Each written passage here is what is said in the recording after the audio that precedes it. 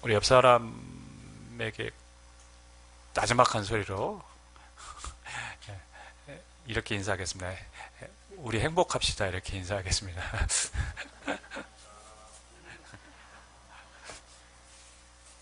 예, 실패는 뭐 성공의 어머니라는 말이 있습니다.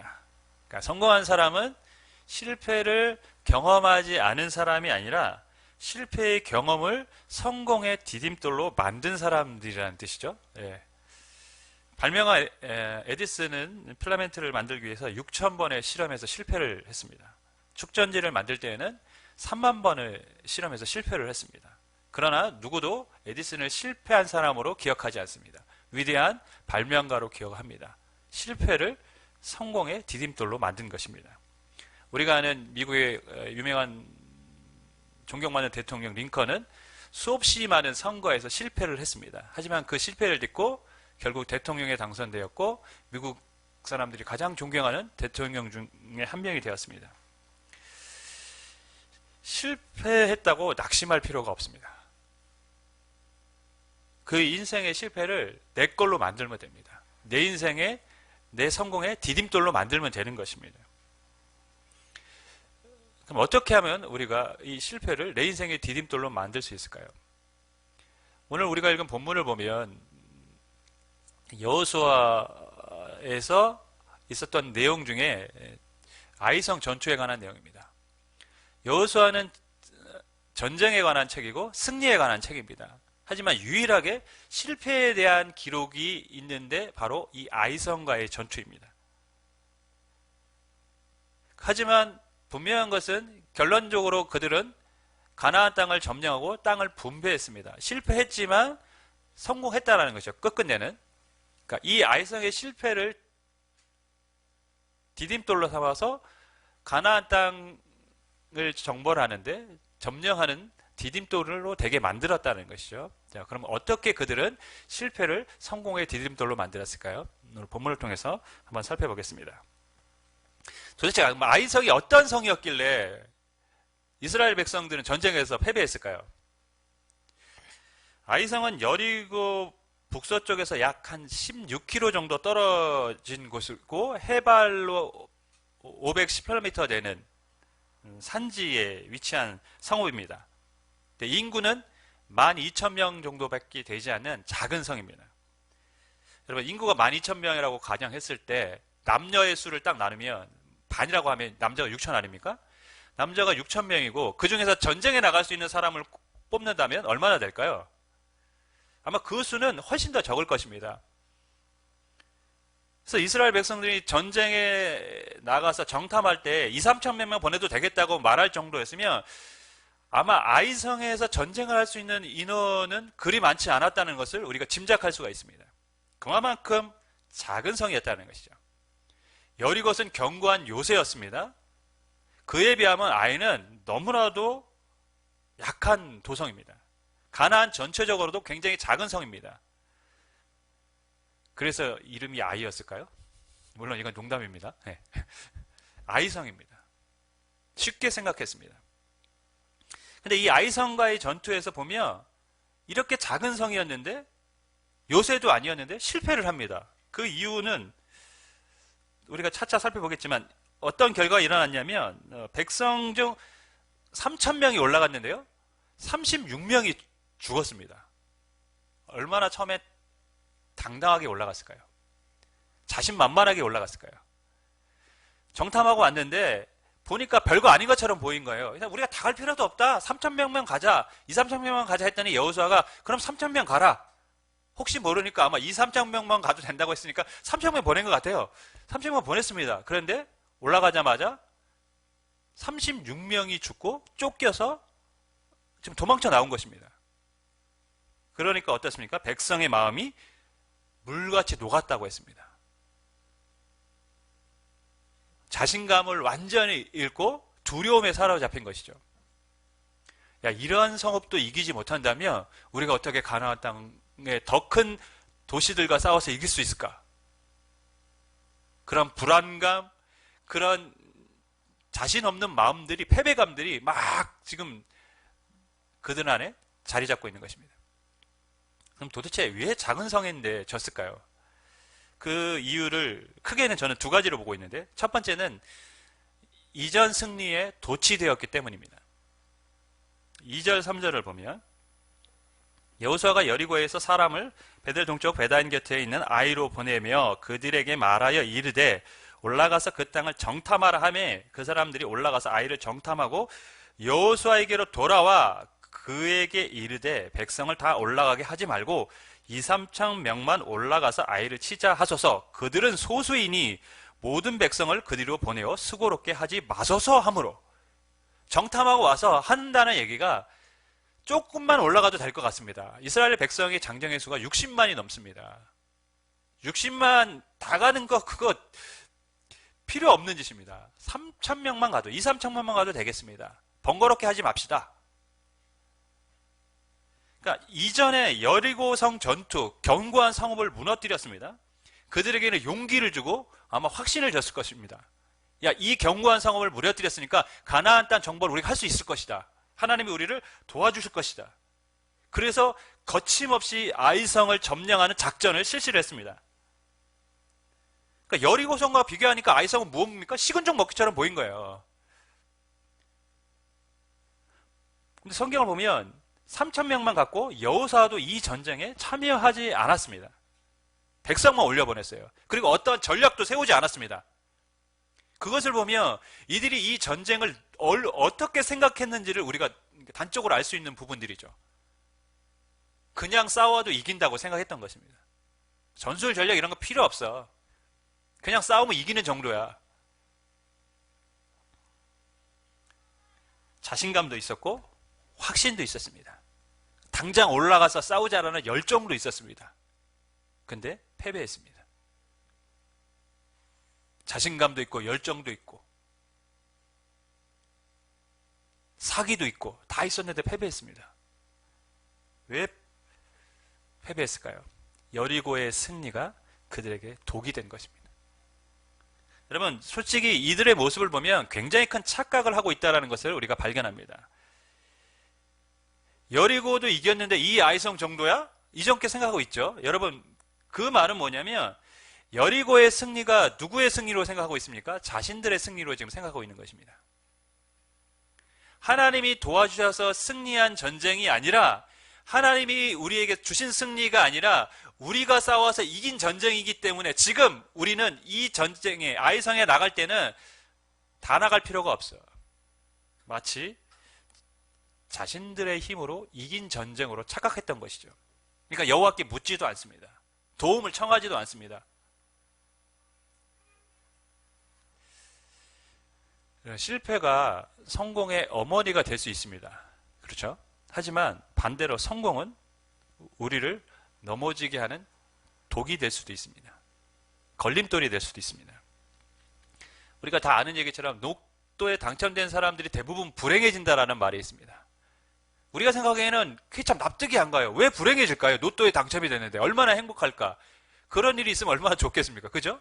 그런데 대부분 다 불행하다고 합니다. 그 이유는 결국 그 많은 돈을 갑자기 받으니까 그 받은 것에 너무 도취된 거죠. 그래서 흥청망청 제멋대로 살다가 결국에 더 이전보다 좋지 않은 삶을 살게 되고 가정이 불화되는 일도 있습니다. 그래서 어떤 사람은 차라리 내가 이 돈을 안 받았었으면 더 좋았을 뻔했겠다 말했던 사람도 있습니다.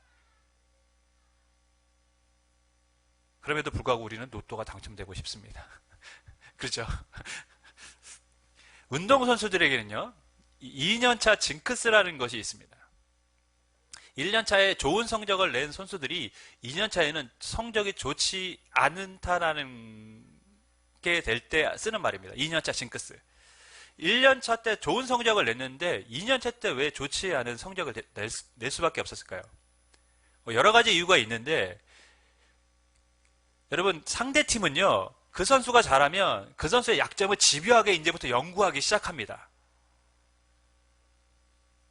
그런데 이 1년차 때 잘했던 선수들은 그것에 도취되면요 자신이 계속해서 잘할 수 있을 거라고 착각을 하는 것이죠. 왜? 상대방은 연구하는데 자신은 연구를 게을리합니다. 더 발전시킬 수 있는 노력을 하지 않습니다. 왜? 나는 이 정도만 해도 충분히 통할 수 있다라고 생각하기 때문에. 그래서 2년차의 때는 뭐가 됩니까? 실패를 경험하는 경우가 많습니다. 승리를 과신하면 실패할 수가 있습니다. 근데 대부분의 모든 실패의 경험들을 보면 그렇습니다. 주식 투자도요, 처음에 성공하는 사람들이 나중에 실패합니다. 왜 실패하는지 아십니까? 처음에 약간 성공하면 용기가 생겨요. 용기가 생기면 어떻게 합니까? 이제 돈을 끌어 모읍니다. 아, 이거 충분히 할 수 있겠네? 그러다가 망하는 거예요. 사업도 마찬가지입니다. 장사 잘 됐던 사업이 용기가 생기면 어떻게 됩니까? 매장을 급격하게 확장을 하거나 막 늘리기 시작합니다. 그러다가 망하는 겁니다. 성공에 도취되면 망하게 됩니다. 잠언 16장 8절에 교만은 패망의 선봉이요 거만한 마음은 넘어짐의 앞잡이라고 했습니다. 성공에 도취되면 교만해집니다. 근데요, 그리스도인들에게 교만은 뭘까요? 오늘 성경을 보면 그리스도인들에게 성공은 뭡니까? 하나님이 주신 것을 내 것으로 아는 게 교만입니다. 아이성 전투를 나갈 때 이스라엘 백성들은 여리고 전쟁이 자신들의 승리로 착각했습니다. 교만한 것이죠. 교만했던 것입니다. 그 성도의 교만은 지금 우리에게 주신 것을 내 것으로 알고 살아가는 게 교만입니다. 지금 우리가 주님 앞에 섬기는 이 예배의 자리, 또 우리가 살아가고 있는 모든 환경들이 마치 내가 얻은 것으로 생각하는 순간 그것은 교만인 것입니다. 하나님이 주신 것이죠. 하나님이 맡기신 것입니다. 하나님이 우리를 구원하셔서 이 자리에 불러주셨기 때문에 우리가 이 자리에 있는 줄 믿습니다. 우리의 구원은 하나님이 주신 것입니다.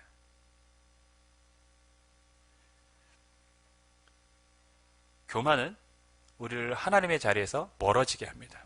결국 우리를 넘어뜨리고 우리를 실패로 이끌어갑니다.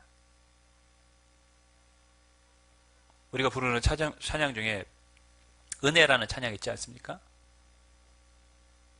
우리의 모든 순간이 다 은혜인 것이죠.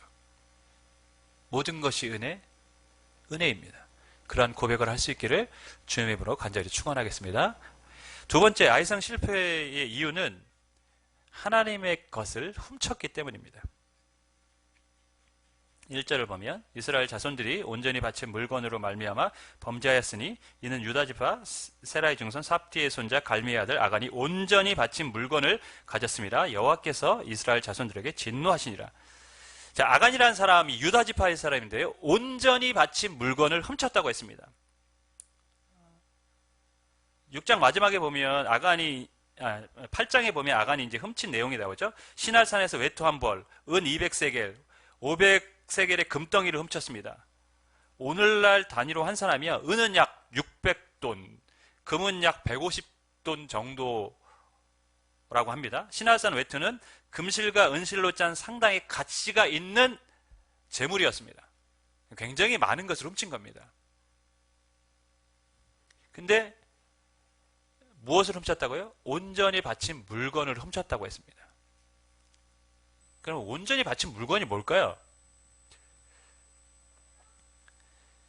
하나님은 여리고성 전쟁을 할 때 이 성과 그 가운데 있는 모든 것은 여호와께 온전히 바치라고 했습니다. 전쟁에서 얻은 전리품들 있지 않습니까? 그 전리품들을 다 하나님께 바치라고 했습니다. 근데 궁금한 점이 있어요. 하나님이 쓰시지도 않을 건데 왜 바치라고 했을까요? 하나님이 뭐 외투가 필요하시겠습니까?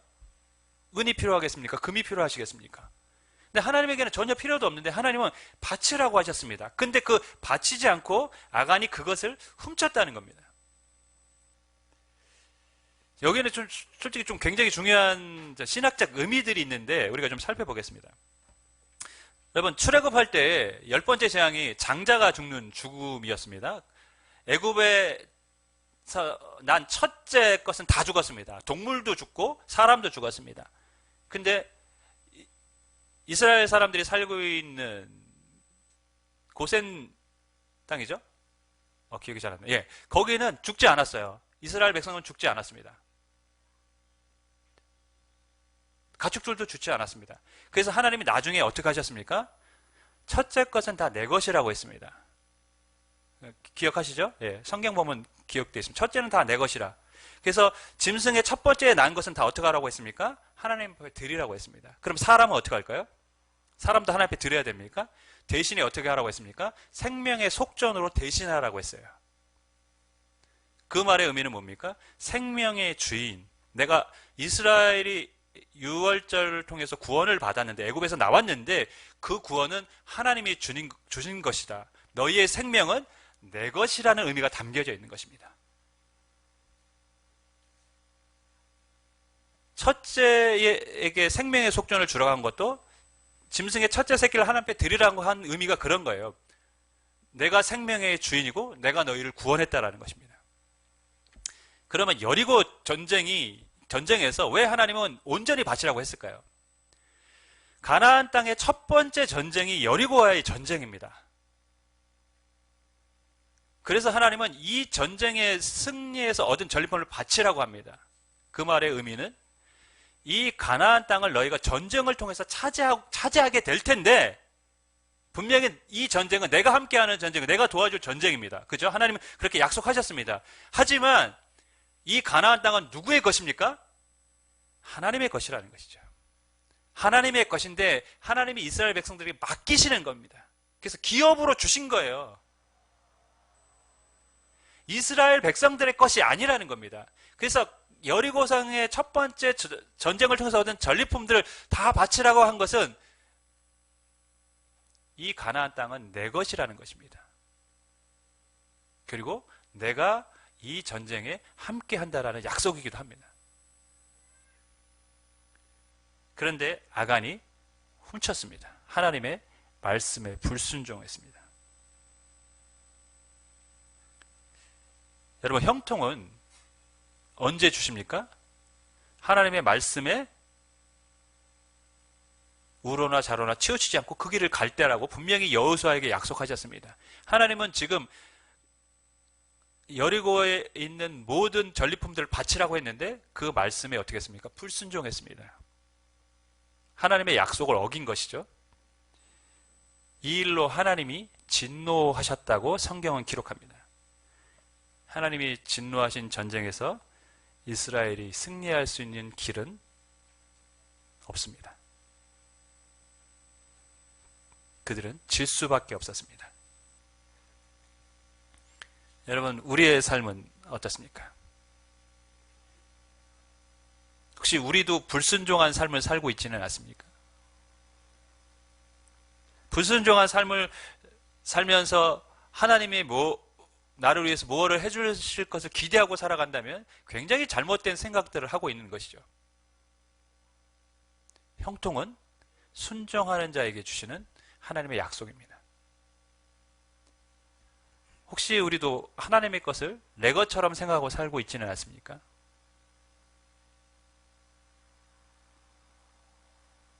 말씀에 순종하고 내게 있는 것이 하나님의 것으로 인정할 때 우리는 함께 하시는 하나님을 경험하게 될 줄 믿습니다. 자, 오늘 말씀해 주는 메시지가 있습니다. 첫 번째, 실패의 원인을 찾고 제거하라는 것이죠. 성경을 보면요, 굉장히 우리를 곤혹스럽게 하는 부분들이 있어요. 우리가 생각했던 하나님, 우리가 기대하고 있던 하나님과 다른 하나님의 모습을 성경에서 보게 될 때입니다. 이스라엘 백성 중에 누가 물건을 훔쳐갔는지에 대해서 이제 제비를 뽑죠. 그러다가 이제 아간이 나옵니다. 아간이 나왔는데 아간이 이 재물을 어디에 숨겼습니까? 텐트, 자기의 집 장막 아래 숨겼어요. 그러자 여호수아가 어떠한 처벌을 했냐면 훔친 물건과 함께 그의 모든 식구들을 골짜기로 들어가서 돌로 쳐서 죽이고 불살라 버렸습니다. 굉장히 우리가 생각하기에는 너무 잔혹하다라는 느낌이 들 정도의 일입니다. 실은 이런 성경의 내용들이 가끔 있어요. 그러면 우리가 어떻습니까? 하나님 이렇게까지 하셔도 되는 건가? 아니면 이건 하나님이 시킨 게 아니라 여호수아가 독단적으로 한 행동이야. 왜냐하면 여기 하나님이 시키라는 말은 없었기 때문에 그렇게 생각할 수도 있습니다. 그렇게 해석하고 보면 마음이 편하겠죠. 그래, 이거는 여호수아의 독단적인 생각이야. 하나님 시킨 게 아니야. 하지만 하나님은 가나안 땅을 점령할 때 그들을 진멸하라고 했습니다. 여리고뿐만이 아니라. 그거를 보면 아니, 하나님은 우리가 아는 자비의 하나님, 사랑의 하나님, 그러니까는 거리가 멋인 것처럼 느껴집니다. 도대체 이렇게까지 하나님이 심판하실 이유는 있으셨을까? 하지만 우리가 이제 여기서 먼저 알아야 될 것은 있습니다. 하나님은 죄를 심판하시는 분이시고 믿는 자는 구원하시는 분이라는 사실입니다. 가나안 백성들을 다 진멸하라고 했지만 다 진멸되지 않았습니다. 물론 이스라엘 백성이 남겨둔 사람들도 있지만 전쟁의 과정 중에서 살려준 사람들도 있어요. 라합과 그의 가정들은 살려줬습니다. 왜 살려줬습니까? 하나님이 이 땅에 오시고 이 땅을 심판하실 것을 그들은 알았습니다. 그래서 자신들이 죽을 수밖에 없다라는 걸 알았어요. 그래서 하나님을 찾은 겁니다. 하나님을 찾는 자는 살려주셨습니다. 나중에 뒤에 가보면 기브온 족속이라고 나옵니다. 이 기브온 거민들이 어떻게 합니까? 속여서 이스라엘 백성들과 약조를 맺습니다. 우리는 가나안에 사는 사람들이 아니라 저 멀리 있는 사람인데 너희 하나님의 위대한 소식들, 너희 민족의 소식을 듣고 우리가 약조, 평화조약을 맺으러 왔어. 서로 평화조약을 맺습니다. 근데 알고 봤더니 뭡니까? 가나안 사람들이었습니다. 그래서 그들은 죽음을 당하지 않았습니다. 누가 죽음을 당하지 않습니까? 죽을 수밖에 없는 존재임을 알고 하나님 앞에 찾아온 사람들은 다 살아났습니다. 다 구원받았습니다. 하지만 반대로 이스라엘 민족이라고 할지라도 가장 명문 지파, 유다 지파의 사람이라고 할지라도 하나님의 말씀에 불순종하면 어떻게 됩니까? 심판을 받는 것입니다. 지금 가나안이기 때문에 하나님이 무조건적 그들을 진멸하라고 하신 것이 아닙니다. 하나님은 죄를 심판하시고 하나님을 찾는 자를 구원하십니다. 동일한 원리가 지금 적용되고 있다는 사실을 우리가 잊지 말아야 됩니다. 그럼에도 불구하고 왜 하나님은 가나안 땅 사람들 진멸하라고 하셨을까요? 실은 가나안은 굉장히 성적으로 타락한 곳이죠. 폭력적이고 동성애도 많고 아이들도 있지만 짐승과 교접하는 그러한 더러운 성문화가 발달한 곳이 가나안 지역입니다.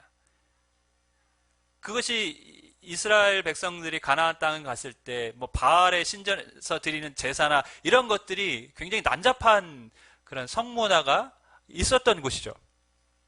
그래서 하나님은 이스라엘 백성들이 가나안 땅에 보내셨을 때 그 죄악의 씨앗들을 다 하나님이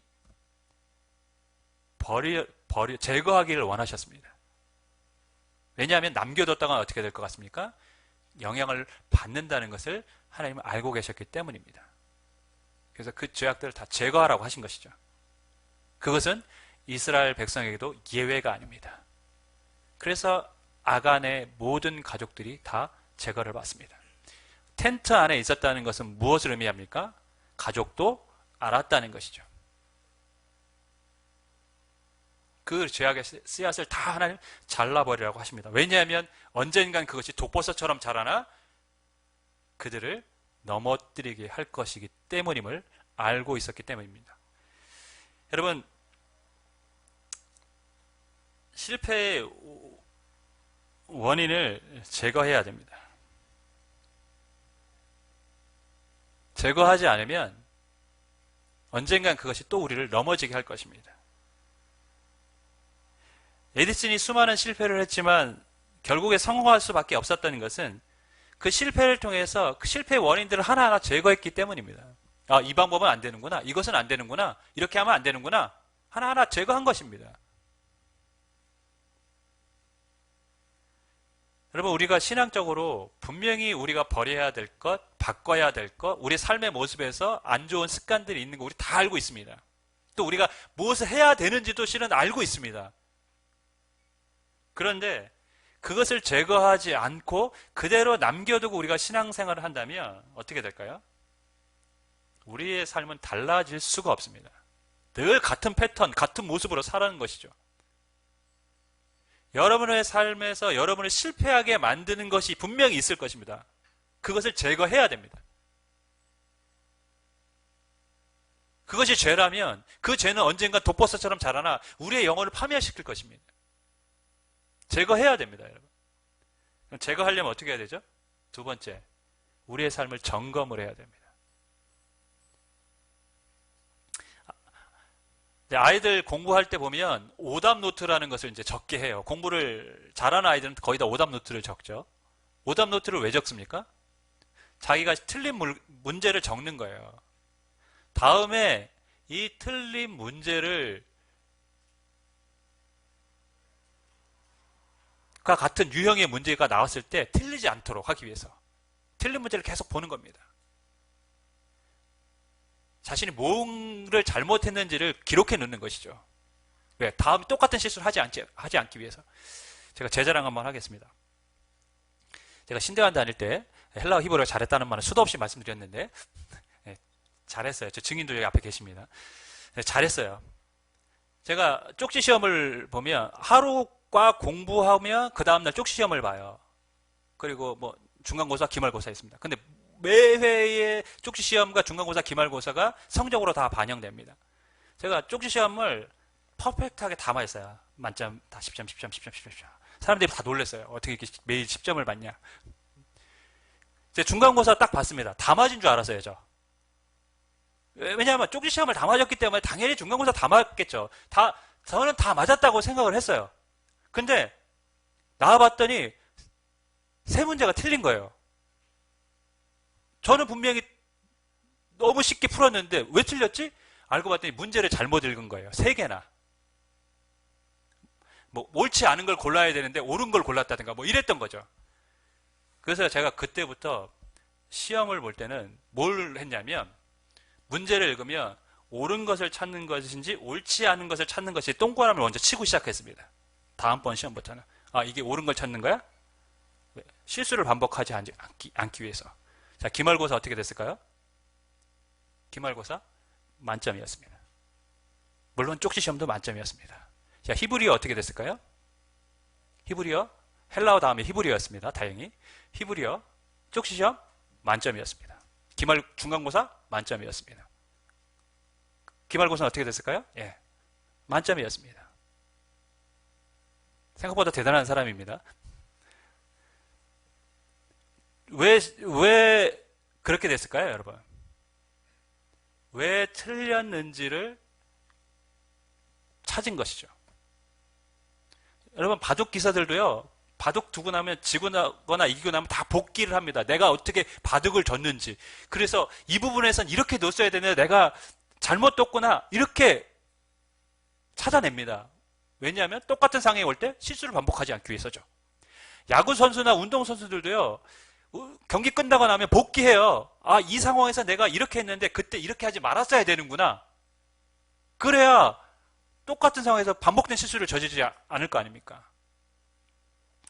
실패의 원인을 찾아야 됩니다. 그리고 그것을 제거해야 돼요.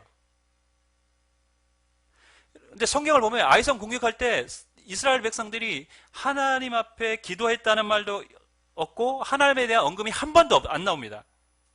그러니까 공격하기 전에 하나님과는 아예 상관없는 전쟁을 치렀다는 것입니다. 자신들의 판단, 자신들의 경험, 자신들의 능력, 자신들의 용기만을 믿고 나간 것이죠. 그래서 전쟁에서 패하고 사기가 떨어진 것입니다. 전쟁에서 패하자 어떻게 됩니까? 그제야 여호수아와 장로들이 옷을 찢고 하나님 앞에 울부짖기 시작합니다.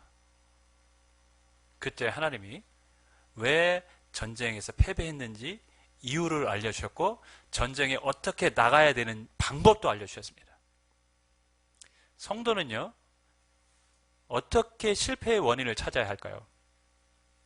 성도는 하나님 앞에서 실패의 원인을 찾아야 됩니다. 세상 사람들은 자신이 했던 일을 복귀하거나 잘못된 것을 기록함으로 실패의 원인을 찾지만 성도는 하나님 말씀에 비추어서 나의 잘못을 찾아내는 것입니다. 그래서 성경 말씀이 우리에게는 거울과 같은 거예요. 거울을 보면 뭐가 잘못됐는지 알듯이 우리는 말씀을 통해서 우리의 잘못을 찾아내는 것입니다. 그리고 기도를 하는 것이죠. 제거해야 되는데요. 내 힘으로 제거가 안 돼요. 누구의 도움이 필요합니까? 성령님의 도움이 필요합니다. 그래서 우리는 기도를 해야 됩니다. 사랑하는 여러분,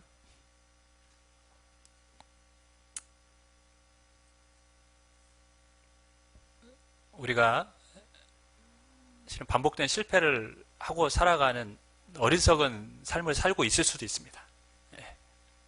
분명히 내가 이러면 안 되는데 알면서도 똑같은 삶을 지금 반복하고 있을 수도 있습니다. 그러니까 정말 어리석은 사람이죠. 하나님, 우리가 살아간 실패를 하나님께서는 성공으로 바꾸기를 원하십니다. 실패한 인생이 아니라 성공한 인생이 되시길 원하십니까? 말씀으로 나의 삶을 점검하십시오. 기도로 제거할 수 있는 힘과 능력을 달라고 하나님 앞에 구하십시오. 하나님이 우리에게 알려주시고 바꿀 수 있는, 버릴 수 있는, 제거할 수 있는 힘을 우리에게 주실 줄 믿습니다. 이러한 삶을 통해서 저와 여러분이 실패를 성공으로 바꾸는 인생이 되기를 주님의 이름으로 간절히 축원하겠습니다. 아멘.